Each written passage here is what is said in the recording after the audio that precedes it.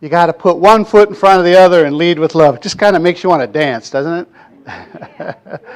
And you were dancing, Rose.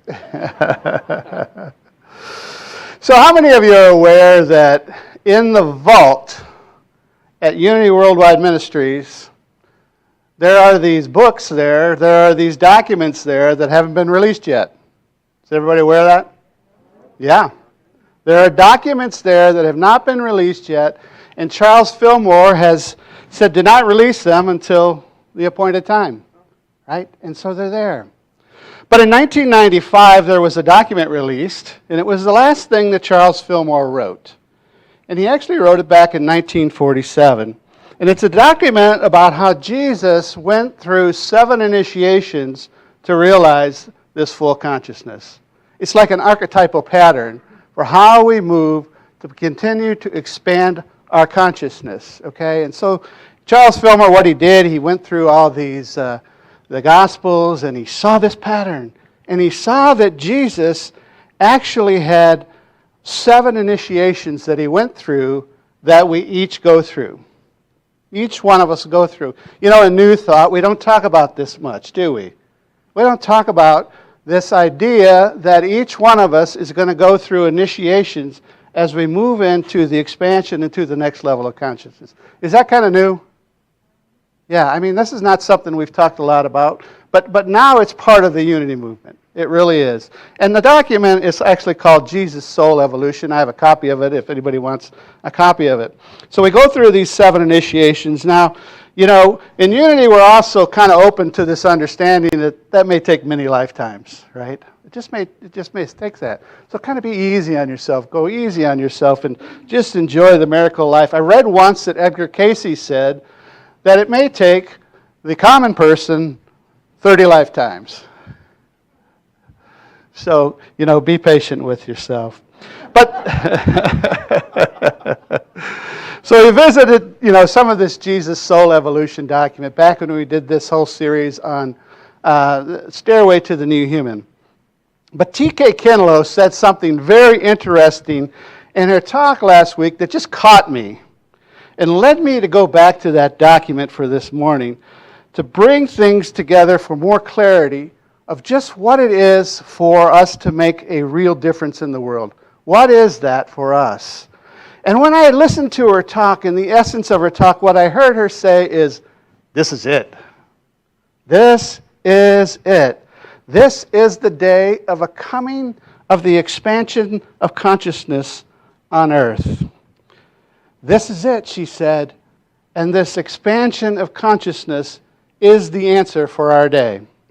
As I listened to the essence of her talk, and I did go back and listen to it this week, for me this was the essence of it. This is the age that we're living in for transforming our world and moving past this understanding that somehow we're going to transform it through a 3D consciousness. That we're going to solve our problems at the same level that they're created. But we're waking up to the idea that all that does is create this tension and this battle that just keeps going on and on and on. But what is most interesting, if you look at this idea that it's the expansion of consciousness that's going to take us out of this battle and out of some of these things that are going on today in our government and in our lives and in the world, and move us into this time of greater peace and prosperity and unity, that there's something that must be done. And that something is going to come. Something is going to come to move us into that. And if you look at all the world's religions, every one of them talk about this. Let me share some of them with you. So in Hinduism, they speak of the end of Kali Yuga and the coming of the Kalki. It's like the end of the age and the coming of the Christ. So the Kali Yuga in Hinduism is the final darkest age characterized by moral decay and spiritual decline. And this transition from Kali Yuga to the next stage, the Satya Yuga, is marked by the arrival of Kalki. Kalki is the one who destroys evil and brings purity. Now in Unity we teach that's our calling. To move past that idea that the illusion that evil even has a source. That's our calling. In Judaism, there's the Messiah. and the Messianic age. In Judaism, the Messiah will come, is yet to come. And the Messiah will come and bring an era, an age of peace and righteousness for all humanity. And in unity, we teach, that's our calling. In Buddhism, there is the future of the future Buddha named Maitreya. Maitreya's arrival will herald a new golden age where enlightenment, inner wisdom, and compassion, love are widespread. And in unity we teach, that's the calling of each one of us, to realize love and wisdom in this new human dimension. In Zoroastrianism, there is the coming of Soyashant. Soyashant, it is expected to appear at the end of the current world era, the Frasho Kareti, at a time of great upheaval, to defeat the forces of evil and bring about the ultimate renovation of the world. This renovation will involve the purification and the rebirth of the earth to a new earth, where all will be restored to a state of wholeness, completeness. We begin to wake up in a greater way to our wholeness and completeness. And in unity, of course, we teach, this is our calling. This is our calling. In Islam, it is the return of Mahdi and Jesus doing work together. The Mahdi and Jesus will establish a period of peace and divine rule, marking the end of an age of corruption and the beginning of a new era of justice and righteousness. And in unity, we teach, that's our calling, to actually live in this state of righteousness, which simply means that the inner divine life in you becomes expressed in greater ways. That's what righteousness is. And then in the Native American Aztec tradition, it is the return of the feathered serpent, Quetzalcoatl. Quetzalcoatl is a feathered serpent and will return at a time of great upheaval to restore balance and order to the world. And in other native traditions, it's the returning one will guide humanity to a new age of harmony with nature and the cosmos. Is it obvious that we're moving into that age? Yes, that we must move into this consciousness that allows us to be in harmony with nature and the cosmos. And in unity, we teach that's our calling. In unity, we don't eliminate these avatars from these religions. As we said, as Connie opened the services, we honor the sacred truth in our religions and allow each one to find that path.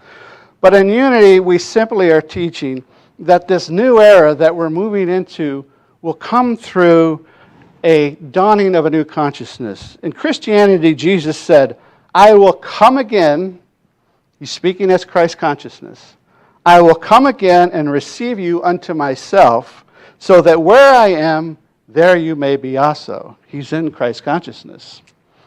Charles Fillmore taught that the I will come again of John 14:3 is speaking of the return of Christ consciousness to an individual's awareness. He taught that the higher Christ consciousness returns to the heart and the mind of the seeker. The line that where I am, there you might be also, he taught that this statements emphasize our unity with Christ consciousness. However you see it, as TK said it, perhaps this is it. Perhaps this is it. Now is the hour you may be being called to be received into the Christ consciousness and notice and be willing to be set free from where we're stuck at. I feel the call to become unstuck, and I'm willing. How about you? Yeah, are you willing? Are you willing? Because what I see is the hour of humanity that we're at right now is a huge opportunity. It's a huge opportunity. It's a really, really huge opportunity like nothing we'd ever seen before to transform this world through the love and wisdom of Christ's consciousness. This is it. And I heard TK Soul say that, I'm tired of the 3D way first. It's so limiting, and I'm getting worn out with it. And I also heard her say, Now I feel the call to the Christ consciousness way first. Seek ye first the Christ consciousness first. And now she said, I'm all about the new human. That's my focus now. That's the essence I heard. There is a promise, and that is that there's another way to do America. And it is the way to open to this second coming of the Christ consciousness on our earth right now. But we must be open and non-attached to our current polarized views because they're possession. That's not staying, dwelling in the moment of uncertainty. That the moment when you can just dwell in the present, not attached to, I know how it's all going to turn out. We don't know how it's all going to turn out. We have to live in our hearts in every moment. That's the call. It'll always be the call, and it will never change. No attachments, no possessions, no attachments to our polarized views. What happens when we go to polarized view, we choke down on our view, and it becomes very, very narrow. And what we're doing is blocking out the big picture. We're blocking out the big picture of what's going on in our own life, right? That's what happens with polarized views.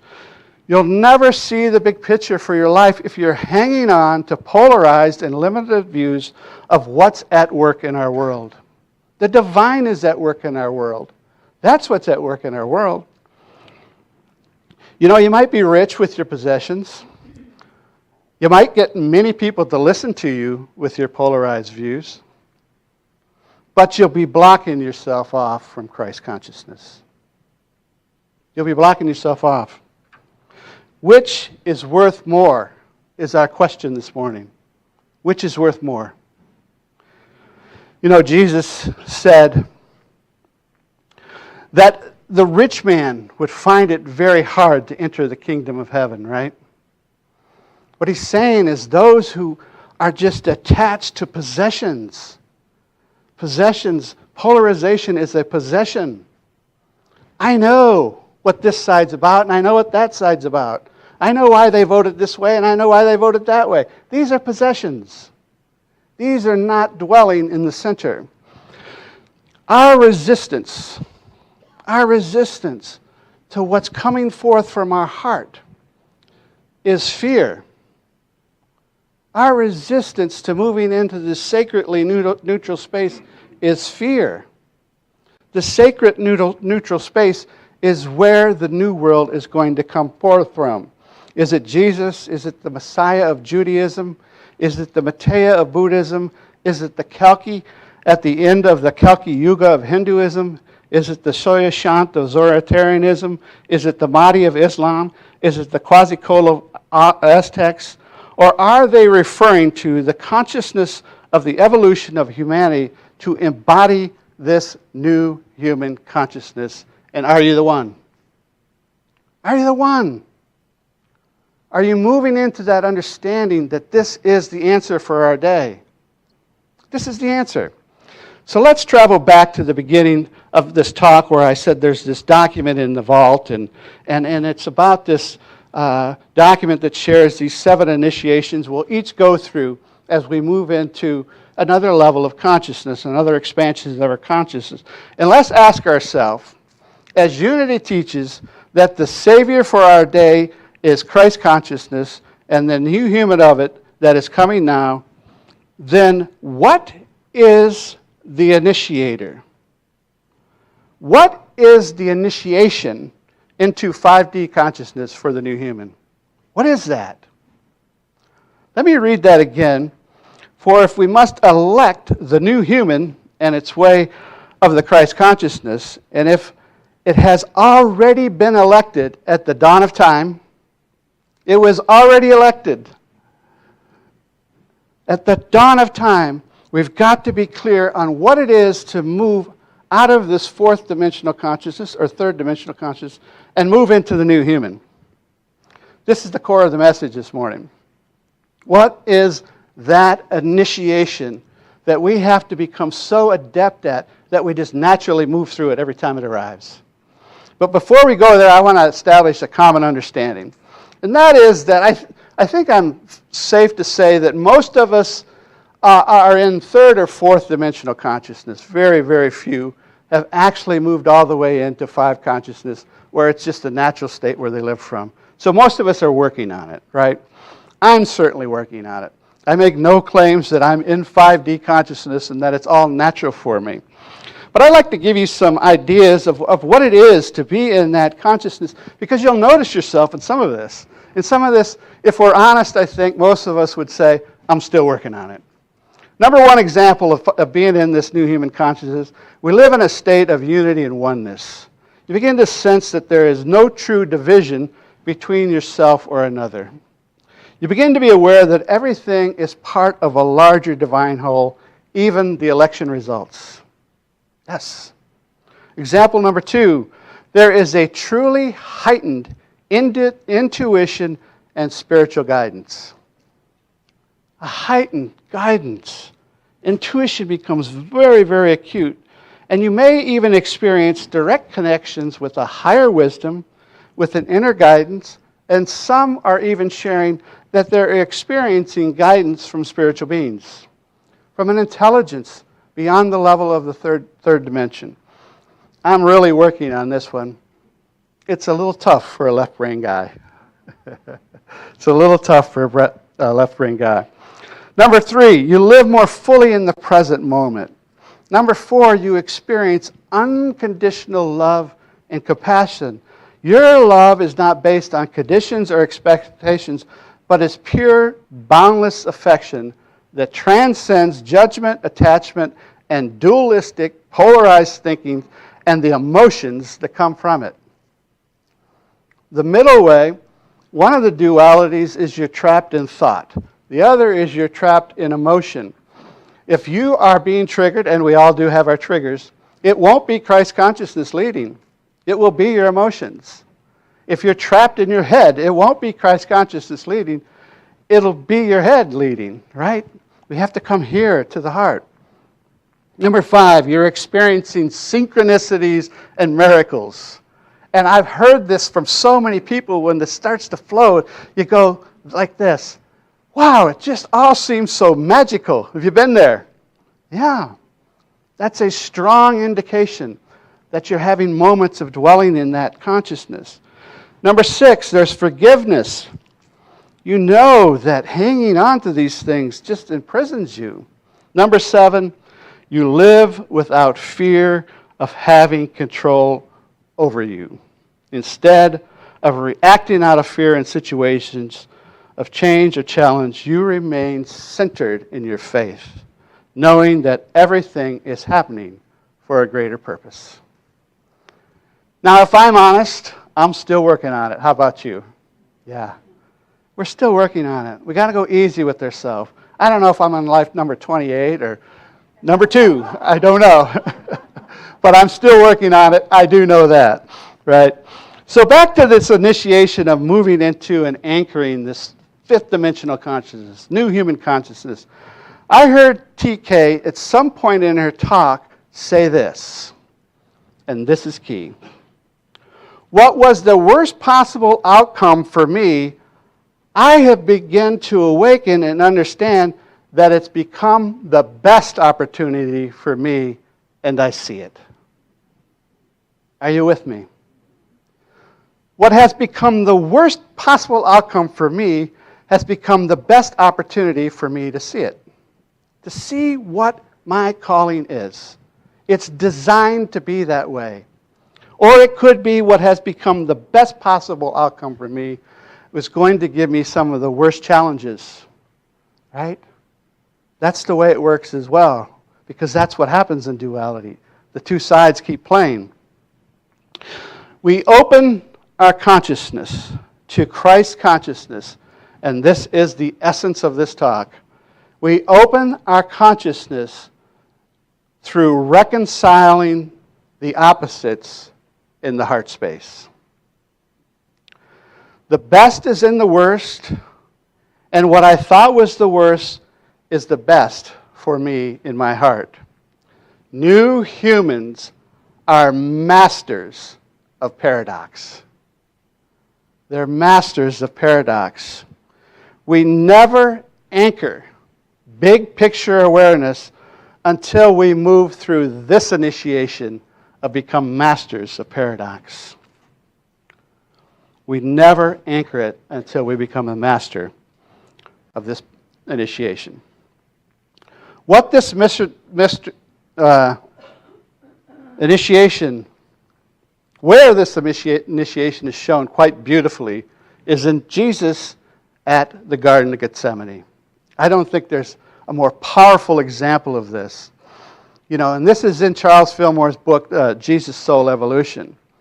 He talks about this fifth initiation to moving into this consciousness is becoming a master of paradox. What was the obvious outcome for Jesus at the Garden of Gethsemane? The cross, crucifixion. That's what they did in that day. That's what they did in that day if you didn't buy into the intended polarization of the government and the religion. The religion was intense with us versus them. Very intense with us versus them. The time was very intense with the oppressors and the oppressed.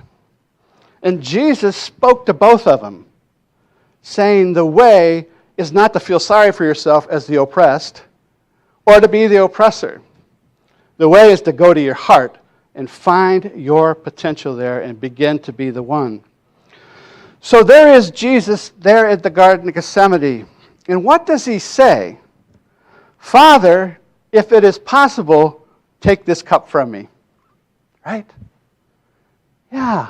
If it's possible, let this election turn out this way. If it's possible.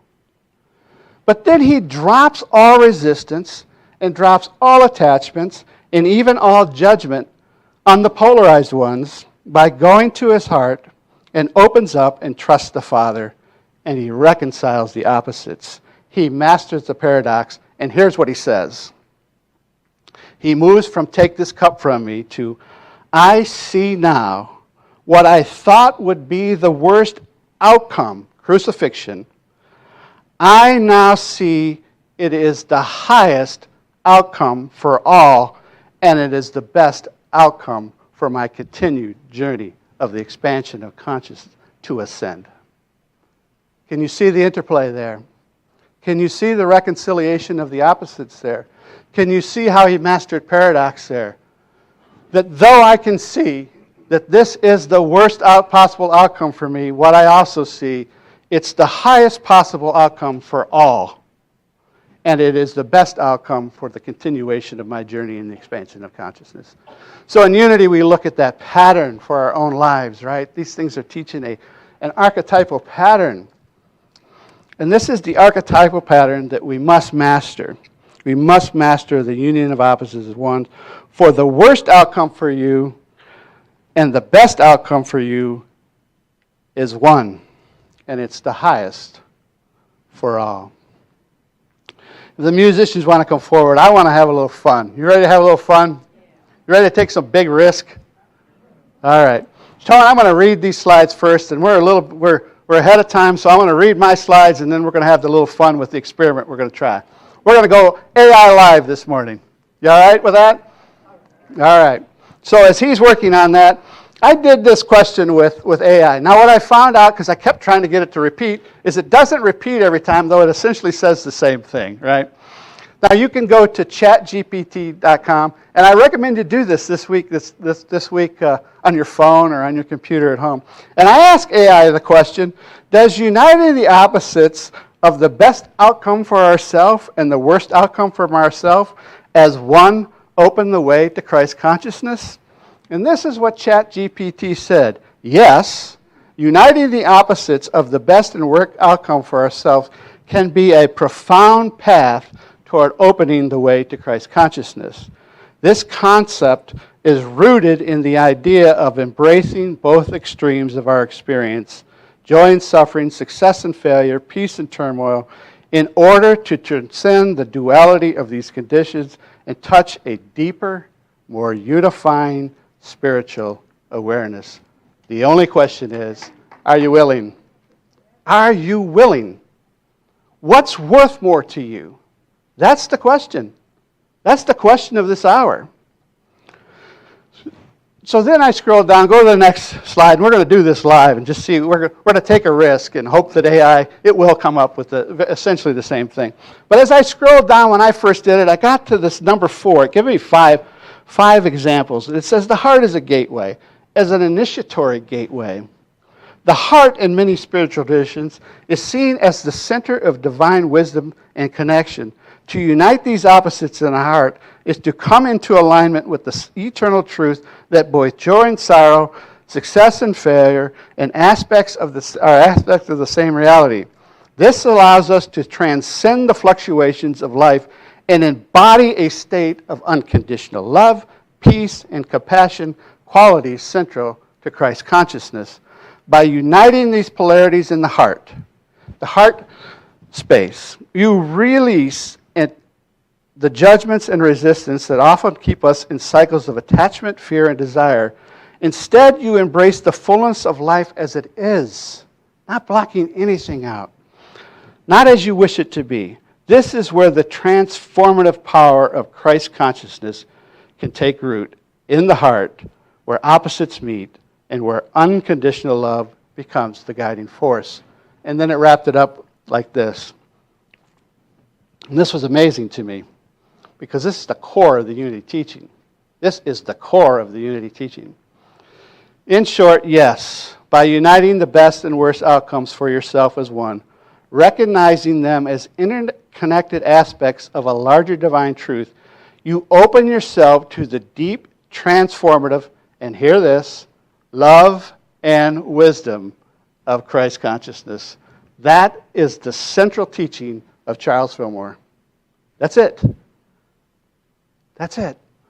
The practice of non-attachment, acceptance, and unity of opposites is a powerful step toward embodying the essence of divine love and oneness that is at the heart of Christ's teachings. So, tone, let's have a little fun. Let me move this out of the way. I don't think I've ever seen this done before at a church on a Sunday morning. Have you? We're going where no one has gone before, right? Whoops. All right. Can you guys see over there? So here we are live. Does uniting opposites of the best outcome for ourselves and the worst outcome for ourselves as one open the way to Christ? TK said, I see now what was the worst possible outcome is the best for me in my heart. If I'm in my heart, free of judgment, free of attachment, free of polarization. Let us see what AI says this time, Tone. I have no idea. I don't even have any idea if it's going to work. It says the idea you're touching is quite deep. Ooh. Drawing from spiritual traditions that involve the integration of opposites, such as Jungian psychology, Taoism, and certain mystical Christian teachings, the notion of uniting opposites as a path to spiritual enlightenment or Christ consciousness can be interpreted in several ways depending on the perspective you approach it. Here's how it can unfold in different contexts. Scroll down. I want to see if the heart come up. Taoist perspective on union of opposites, Christian mystical. Okay, let's try it. Let's do the Christian mystical and Christ consciousness. Hold on right there. In Christian mysticism, Christ consciousness often refers to a state of awareness where one sees and embodies the divine nature of Christ, who transcends all dualities, life and death, good and evil, human and divine. The higher state of consciousness is characterized by compassion, unconditional love, and unity with God. The best and worst outcomes for the self could be seen as the dualities of the human experience, the material and the spiritual, the imperfections and the potential for divine realization. By uniting these opposites, you may be engaging in a kind of spiritual surrender that mirrors Christ's own acceptance of both his human limitations and his divine nature. This process could open the way to embodying the Christ-like consciousness of unconditional love, compassion, and oneness with God. Scroll on down to the bottom and let's see how they conclude it. So yes, for a spiritual or mystical perspective, uniting the opposites within yourself, the best and the worst outcome, can open the path to greater self-realization and perhaps even to the experience of Christ consciousness. It's about embracing the totality of the self, transcending dualities, and recognizing the divine essence in all aspects of life, which aligns with many forms of spiritual wisdom, love and wisdom. So, thank you, Tone. You did it. Let's give Tone a hand. And Jerry. Jerry stepped in.